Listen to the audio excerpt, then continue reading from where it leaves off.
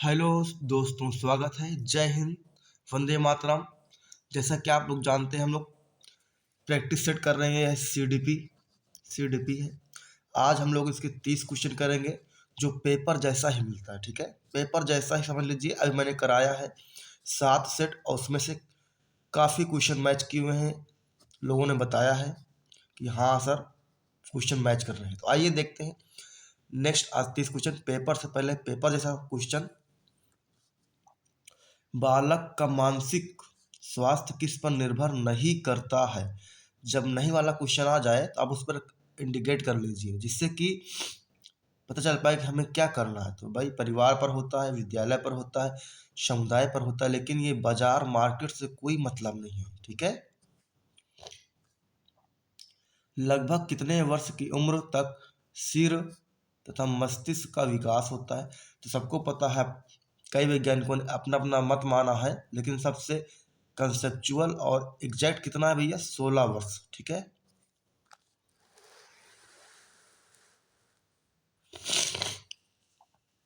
किस अवस्था में बच्चे में दोहराने की प्रवृत्ति पाई जाती है भैया? तो शैशवा अवस्था। कितना? शैशवा अवस्था, जो 0 से 5 वर्ष मानी जाती है। अनुकूलित अनुक्रिया सिद्धांत का प्रवर्तक कौन था? इवान पी पावलोव थे, जिन्होंने किस पर? कुत्ते पर प्रयोग किया है। कोहलर ने सूझबूझ सिद्धांत का प्रयोग किस पर किया भैया? वन मानुस था वो, उसका नाम सुल्तान था। और कैसा बंदर था वो? चिंपैंजी बंदर था। ठीक, यानी कि सभी ऑप्शन है आपके सही। बालक की प्रथम पाठशाला है, जानते हो प्रथम पाठशाला कौन है भैया? परिवार है। और प्रथम गुरु कौन है? तो माता है। याद रखिए, प्रथम गुरु कौन है? माता।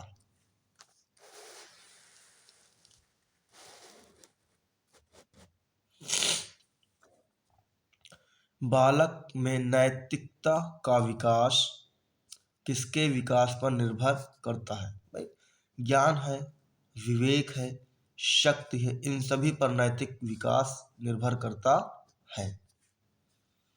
बालक के जीवन में क्रियात्मक विकास का महत्व किन बिंदुओं को स्पष्ट करता है? समाजीकरण को, आत्म प्रत्यय को, अच्छा स्वास्थ्य को, इन सभी को ये स्पष्ट करता है।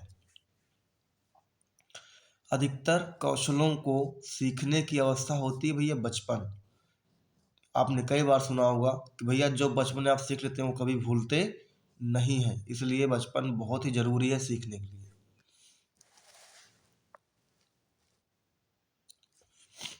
बालक में वृद्धि कब तक चलती है भैया? तो यार निश्चित सीमित होता है कि इतने साल तक बच्चा वृद्धि करेगा, यानी लगभग 20 ईयर तक बच्चा वृद्धि करता है। ठीक है, उसके बाद बच्चा का वृद्धि होना बंद हो जाता है।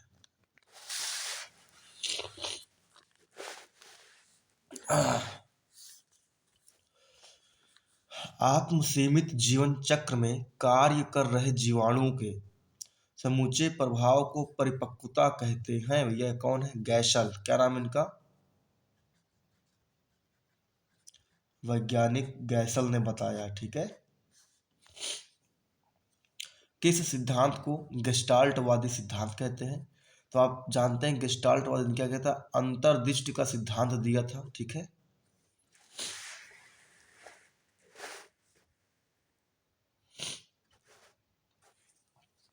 कुत्ते के मुंह में लार का आना क्या यह प्राकृतिक अनुक्रिया है? वक्र रेखा के प्रकार नहीं है। तो नतोदर है, मिश्रित है, लेकिन समतल नहीं है। समतल का मतलब भैया जड़ बुद्धि।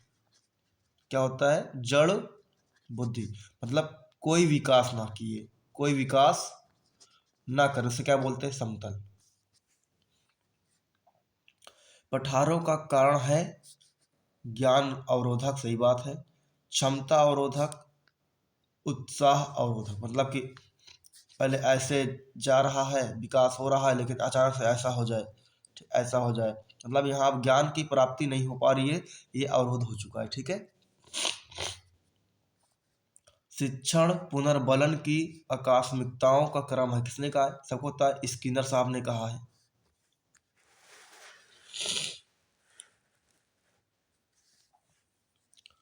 किस विधि से अध्यापक विद्यार्थियों में प्रश्न पूछता है? प्रश्न उत्तर विधि द्वारा। बाल केंद्रित शिक्षण के महत्व के कारण है। बाल प्रधान शिक्षण है। सरल और रुचिपूर्ण होना चाहिए प्रश्न।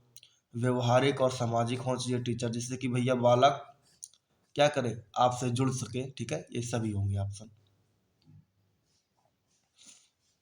क्रियात्मक विधि को प्रभावित करने वाला प्रमुख कारक क्या है? समस्या का उदय। अगर समस्या का उदय नहीं है तो समझ लीजिए वो प्रभावित करने वाले कारक नहीं है। नेक्स्ट 21वां क्वेश्चन,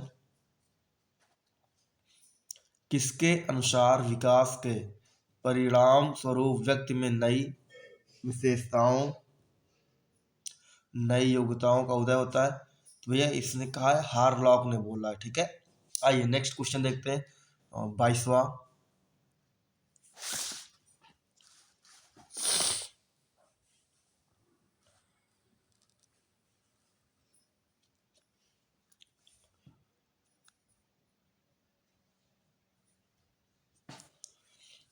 देखिए, शिक्षा पद्धति का आविष्कार किसने किया है? फ्रोवेल ने किया है।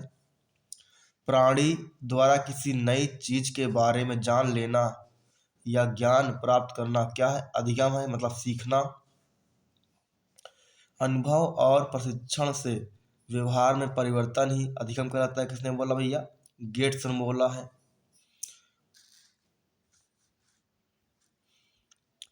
इनमें से किस नियम को प्रसन्नता एवं दुख का नियम, संतुष्टि एवं कष्ट का नियम कहा जाता है? तो प्रभाव का नियम। अब जैसा प्रभाव होगा आदमी वैसा ही व्यवहार करेगा। अध्यापक का प्रथम कर्तव्य है शिक्षा देना। ठीक है, क्या होता है भैया? शिक्षा देना, ना कि हाजिरी लेना, ना अवकाश देना, ना खेलकूद कराना। प्रथम शिक्षा क्या है? शिक्षा देना। 27वां क्वेश्चन है, इनमें से कौन सी अधिगम की विशेषता नहीं है? तो कौन सी अधिगम की विशेषता नहीं है, देखते हैं। अधिगम एक सृजनात्मक पद्धति, हाँ है। अधिगम प्रगति और विकास का है, सही बात। अधिगम मानसिक प्रक्रिया नहीं है, गलत बात। अधिगम का सृजनात्मक पद्धति है, सही बात। यानी कि अधिगम एक मानसिक प्रक्रिया नहीं है, ये ऑप्शन आपका गलत होगा। नेक्स्ट क्वेश्चन, यहाँ देखो, पावलाव को लिखा, पावलाव के प्राचीन अनुबंधन सिद्धांत की मुख्य कमियां क्या थी? तो भैया इसका प्रयोग बच्चों और पशुओं पर अधिक होता है, ये हानिकारक होता है। यह चिंतन प्रक्रिया की व्याख्या करने में असफल है। इस अधिगम का अस्थायी होना, मतलब ये अधिगम क्लियर नहीं कि आप सीख लिए तो बार बार करेंगे, कह रहा अस्थायी होना मतलब कि सही नहीं है, अर्थात ये सभी आपके ऑप्शन सही होंगे। 29वां है, गेस्टाल्टवाद शब्द का अर्थ क्या है? समग्र। क्या होता है? समग्र रूप। क्या होता है? समग्र रूप होता है, अर्थात संपूर्ण। ठीक है, क्या होता है? संपूर्ण। लास्ट क्वेश्चन देखते हैं, 30वां। अध्यापक किसके माध्यम से छात्रों के मानसिक, शारीरिक, नैतिक, सांस्कृतिक, संवेगात्मक, आध्यात्मिक तथा सामाजिक विकास के लिए प्रयास करता है? तो भैया पाठ्यक्रम के द्वारा ही करता है। ठीक है,